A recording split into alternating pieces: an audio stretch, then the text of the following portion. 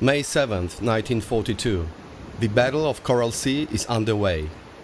Japanese forces are advancing toward Port Moresby, protected by the fleet carriers Shokkaku and Tsuikaku, while the American carriers USS Yorktown and USS Lexington move to stop them.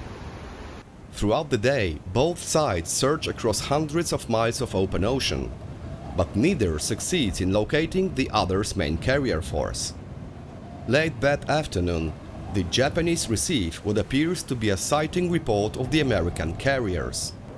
Believing they have finally found their enemy, they launch a strike force from Shokkaku and Tsuikaku, led by Captain Takahashi, one of the veterans of Pearl Harbor. But the report is wrong. Unable to find their targets and intercepted by American Wildcat fighters, the Japanese formation suffers losses and is forced to turn back. Bombs and torpedoes are jettisoned into the sea, and the surviving aircraft begin the long flight home. By the time they approach the fleet, darkness has already fallen.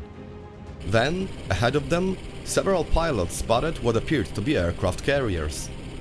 After a long and exhausting mission, home finally seemed to be in sight. Approaching from the starboard side, they switched on their navigation lights, began transmitting recognition signals toward the ships using LDS lamps, and entered the landing pattern. But the Japanese pilots had no idea that the carriers ahead were not Shokkaku and Tsuikaku. They were USS Yorktown and USS Lexington. Meanwhile, aboard Yorktown, the crew watched the approaching aircraft flash recognition signals and prepared to land. The signals made little sense to the Americans, yet nobody opened fire. The approaching aircraft displayed no hostile behavior, and radar operators were already expecting friendly Wildcats to return from patrol.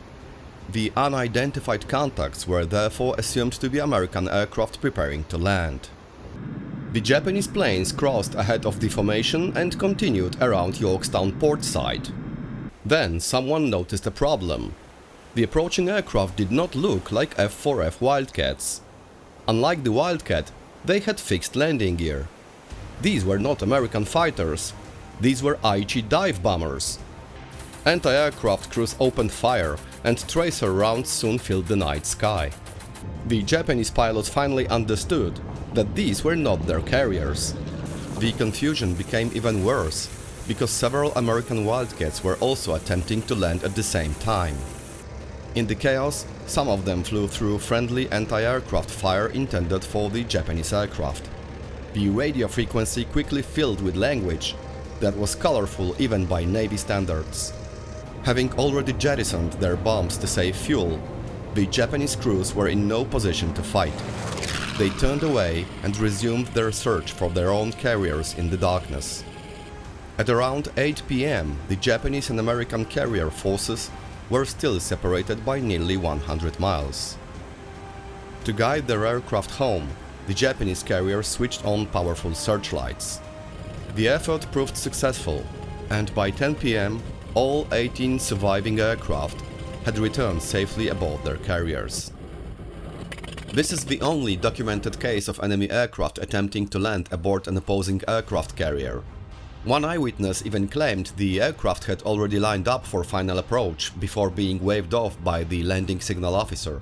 However, there is no evidence confirming this, and I believe the Japanese pilots would have realized much earlier that they were approaching the wrong carrier.